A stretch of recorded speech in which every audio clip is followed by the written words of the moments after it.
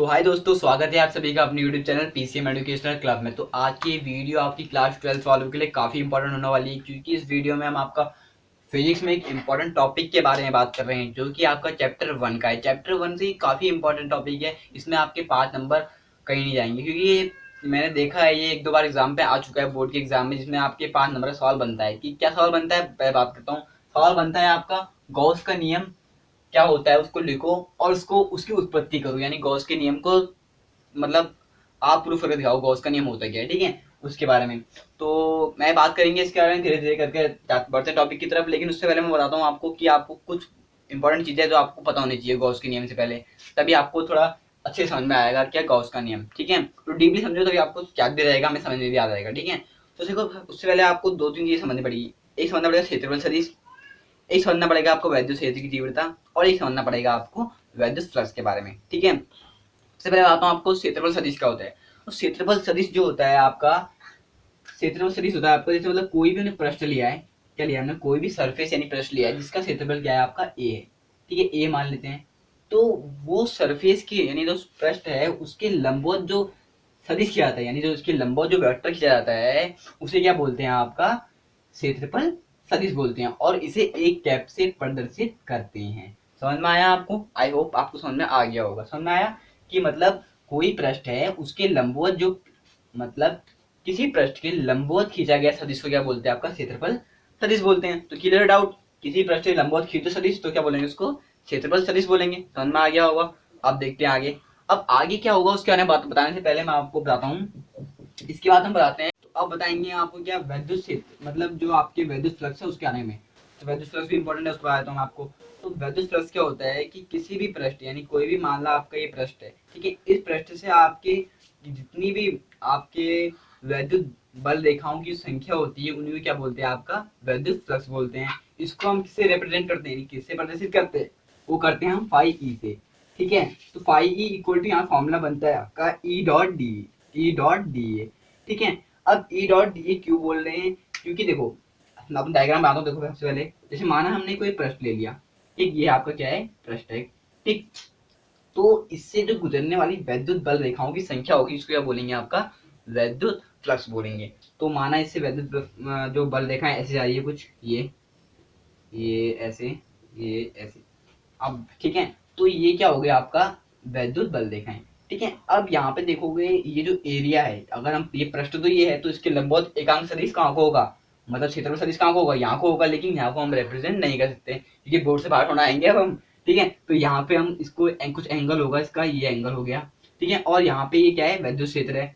क्योंकि देखो एकांक सदिश, देखो यहाँ बात करें ना, अगर हम एकांक सदिश इधर को है, एकांक सदिश जो मतलब सॉरी क्षेत्रफल सदिश जो है वो यहाँ को है, और वैद्युत क्षेत्र की तीव्रता भी यहाँ को है। तो इन दोनों के बीच का एंगल कितना होगा, 0 होगा। अब ये देखो यहाँ पे बात ये ना, अब बोर्ड में समझ में नहीं आ सकता क्योंकि आपको देखो अब ये मैंने गलती से बना दी। तो ये ऐसे होके ऐसा है, और ये वैद्युत क्षेत्र की बल रेखाएं जो ऐसे आ रही है, तो ये एक दूसरे की क्या है, समांतर तो है। क्योंकि देखो ये है आपका वैद्युत क्षेत्र जा रहा है इधर को, और जो अगर हम बोले क्षेत्रफल सदिश खींचेंगे तो लंबवत तो खींचेंगे, पृष्ठ का लंबवत तो यही है, तो यहाँ पे खींचेंगे तो दोनों की दिशा बराबर होगी।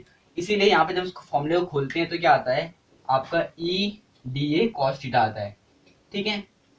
समझ में आ गया, क्योंकि बीच में इनका एंगल होता है कुछ ना कुछ, ठीक है। तो समझ में आया आपको क्या होता है आपका वैद्युत फ्लक्स, समझ में आ गया होगा कि किसी भी पृष्ठ से होकर गुजरने वाले वैद्युत बल रेखाओं की संख्या को क्या बोलते हैं, आपका वैद्युत फ्लक्स बोलते हैं, काल्पनिक पृष्ठ बोल सकते हैं, ठीक है। आप चलो आगे बढ़ते हैं अब, ठीक है। ये समझ में आ गया आपको अच्छे से, आई होप समझ में आ गया होगा। अब आगे बढ़ते हैं, थोड़ा सा और आगे बढ़ते हैं। तो क्या है वैद्युत क्षेत्र की तीव्रता, वैद्युत क्षेत्र की तीव्रता बहुत ही ईजी है, आपको पता ही होगा। अगर नहीं बताया तो कोई दिक्कत की बात नहीं है, मैंने इसमें वीडियो बना रखी है पहले से, मात्रक और मापन सब निका बता रखा है किस तरह से होता है। मैंने वीडियो लिंक डिस्क्रिप्शन में दे दूंगा, आप वहां जाके देख सकते हैं, ठीक है। अब स्टार्ट करते हैं हम गॉस का नियम। तो गॉस का नियम क्या करता है, सबसे पहले देखो। अब गॉस का नियम क्या होता है, गॉस का नियम कहता है कि किसी भी मतलब अब किसी भी आपको जो बंद गौसनी पृष्ठ, अब गॉस का नियम तो गॉस का नाम तो आएगा ही, ठीक है। तो किसी भी गौसनी पृष्ठ, बंद गौसनी पृष्ठ से होकर गुजरने, किसी भी बंद गौसनी पृष्ठ जो वो होता है आपका वैद्युत फ्लक्स होता है, उसका मान जो होता है उस पृष्ठ द्वारा परिबद्ध आवेश क्यू के एप्सिलॉन नॉट गुना होता है। अब मैं जैसे आपको परिभाषा बोल रहा हूँ, आपको समझ में बिल्कुल नहीं आ रहा होगा, तो मैं आपको समझाता हूँ कैसे होता है। देखो जैसे ये माना हमने कोई एक गौशनी पृष्ठ वाला एक क्षेत्रफल खींचा, मतलब कोई एरिया है मानो, हाँ ये एरिया है। आप बहुत सारे एरिया ऐसा बना होता है, मैं जैसे मर्जी बना दूं, आप ऐसा बनाओ जैसा मर्जी बना सकते हो, ठीक है। मैंने ऐसा बना दिया।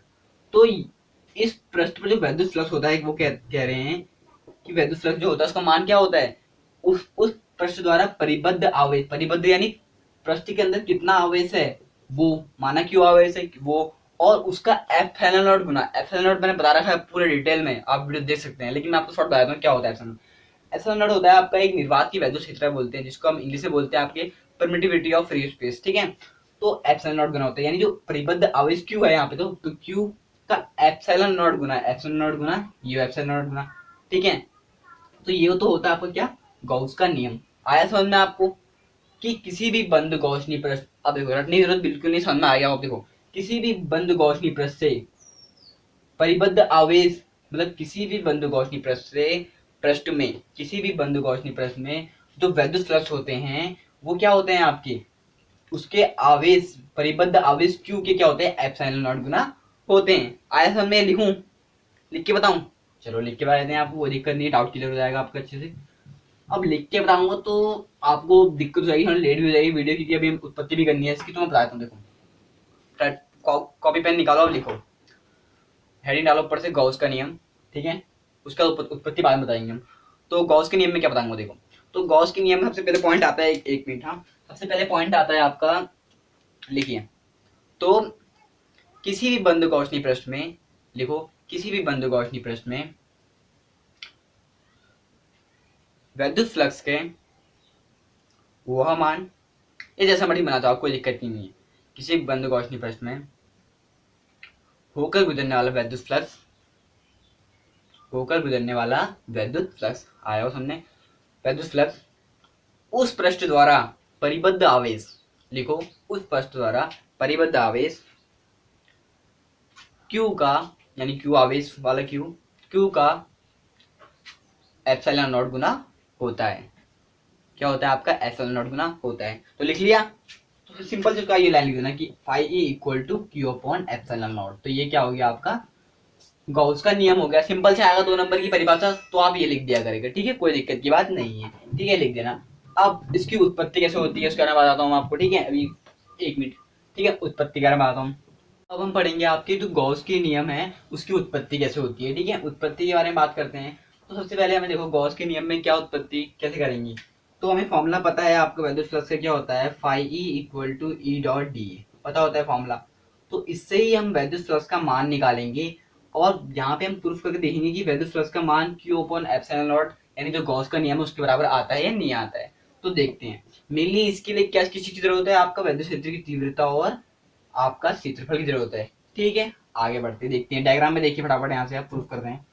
अब इस डायग्राम में देखिए, मैंने एक गौशनी पृष्ठ खींचा है, इस पर आवेश क्या है, क्यू है, क्या है, आवेश क्यू है, ठीक है। इससे सेंटर में एक पॉइंट ओ है, हमने पॉइंट माना सेंटर में जिसपे क्यू आवेश है, ठीक है।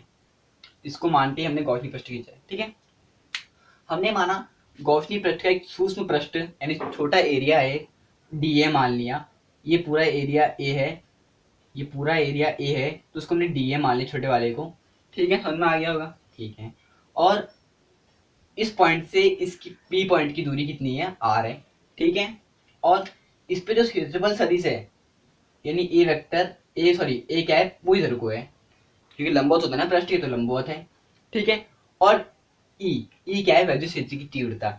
जो वैद्युत क्षेत्र की तीव्रता है वो अलग अलग भी हो सकती है, इसलिए मैंने थीटा एंगल पे दिया है। कभी वो लंबवत होगी किसी के लिए, कभी किसी के लिए समांतर होगी, इसलिए मैंने थीटा एंगल माना है, ठीक है। यहाँ पे हम थीटा एंगल का मेन रोल है वो आपको बाद में पता बताऊंगा, जब डिराइव करूंगा कि अगर जो भी एंगल होगा आप उसकी वैल्यू रख सकते हैं आप, ठीक है। अगर लंबवत है तो लंबवत, लेकिन मैंने यहाँ पे बना दिया आपका थीटा एंगल, ठीक है।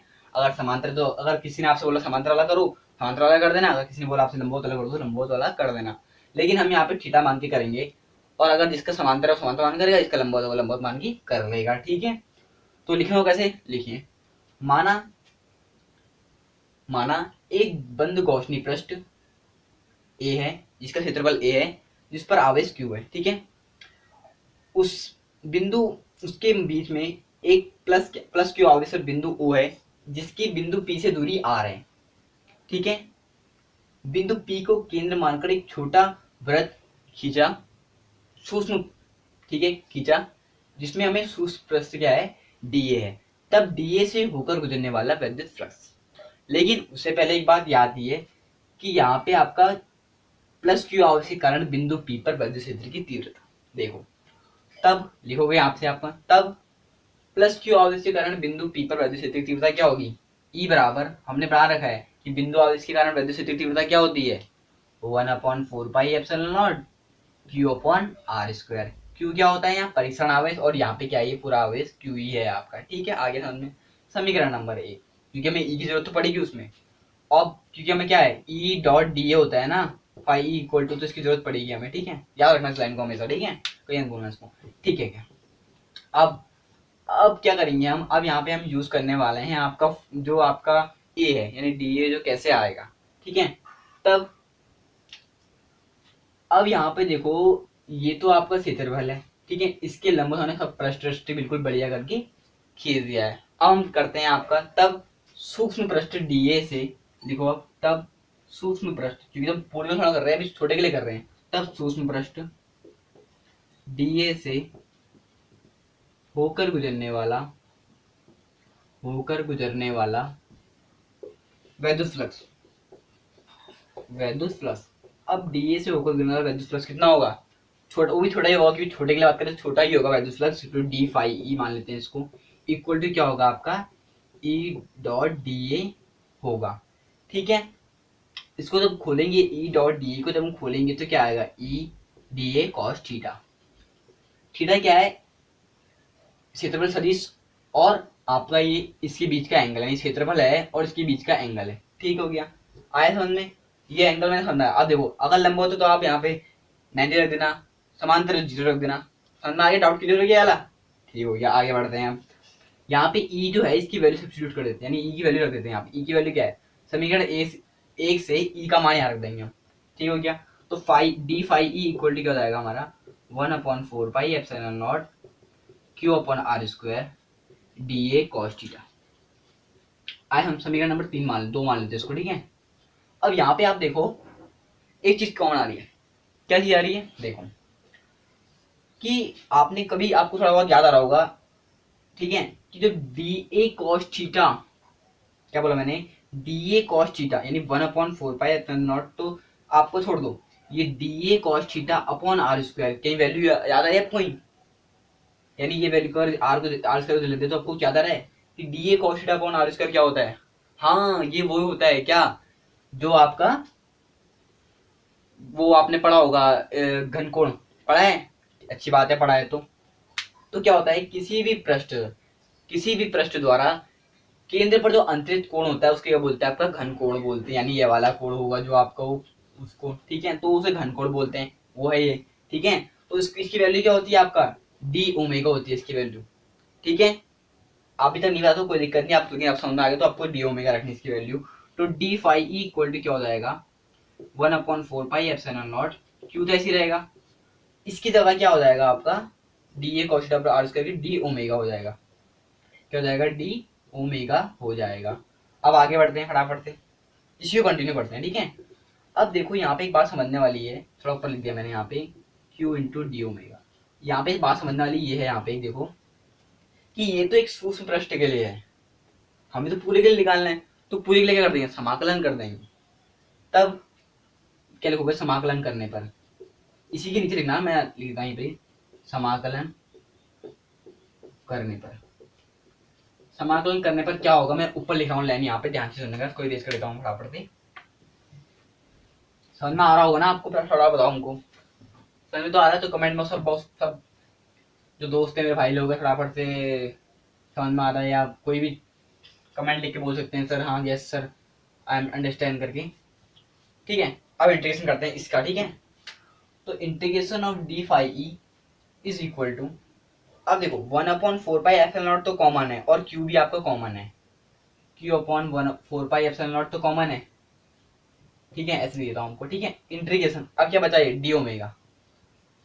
अब डी ओमेगा से आपको कुछ याद आ रहा है कि डी ओमेगा का इंटीग्रेशन जब घनकोण में पढ़ते हैं तो क्या आता है, 4π आता है सर, हाँ 4π ही आता है।